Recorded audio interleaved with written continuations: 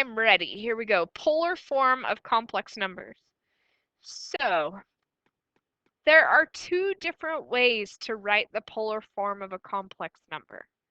It can be written shortened version as modulus of z times the abbreviation we use is CIS, and then the argument theta in parentheses. Now, CIS stands for cosine plus I sine. Cosine, so this is cosine plus I sine.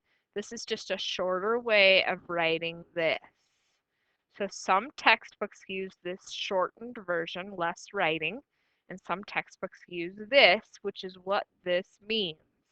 And you'll see why you might want to write it out that way sometimes. But when you're just giving the answer in polar form, this is a shorter way to do that, abbreviating cosine I sine. All right, here we go. Find the rectangular form of the following. So to do rectangular form, it's pretty easy. All we have to do, I'm going to actually write this out as I go. So we'll just do 4 cosine of 2 pi thirds. We can put the 4 around the whole thing like that. Plus I sine of 2 pi thirds. So what is the cosine of 2 pi thirds? Cosine of 2 pi thirds. Yes, very good. And then I times the sine of 2 pi thirds.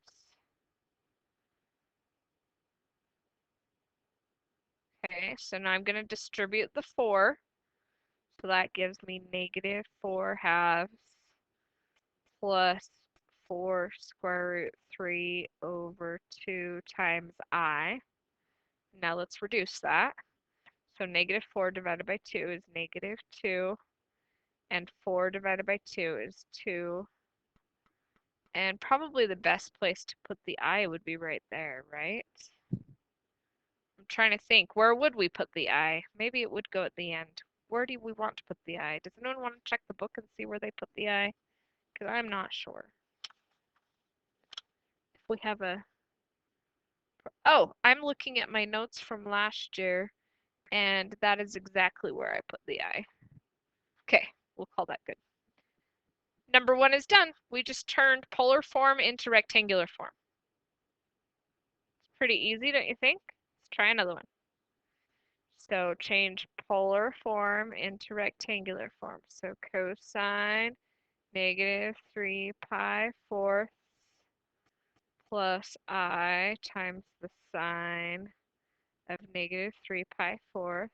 All of that times that modulus of 2. Okay, so 2 times the cosine of negative 3 pi fourths. So that would be quadrant 3. So that would be negative square root of 2 over 2, correct? And then the sine of negative 3 pi fourths would also be negative 2, square root of 2 over 2. Now, notice how I wrote down the I, because it was in that order, and then I wrote down the negative square root of 2 over 2. Now, be careful when you're doing, I just am going to point out somebody's error on the test we just took, and that is they changed something to a negative in a middle like this.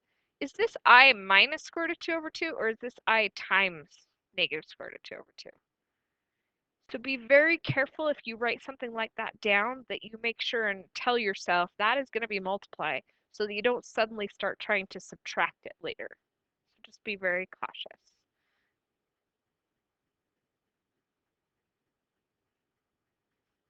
Yeah. Okay, so I feel like our final answer is this right there. Does that look good? Where did the denominators go?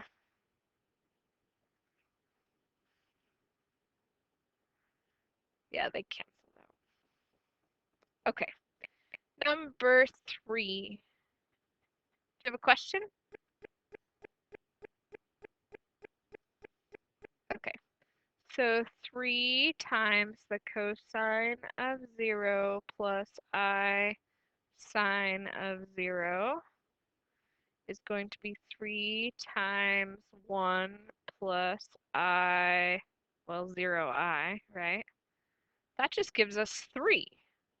Well, that's weird. How is 3 a complex number? It just has a real part, 3, and the imaginary part, 0. Right, so every number is a complex number. Okay, last one here, we have no modulus, or the what if there is no modulus? What does that tell us about the modulus? It's just 1, right? So 1 times the cosine of pi halves plus I times the sine of pi halves. So the cosine of pi halves is 0, and the sine of pi halves is 1. So that would just be I is that rectangular form. So we just took a bunch of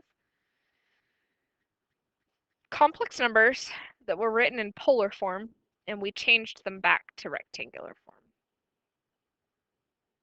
There's that one, there's that one. So those are all done. Let me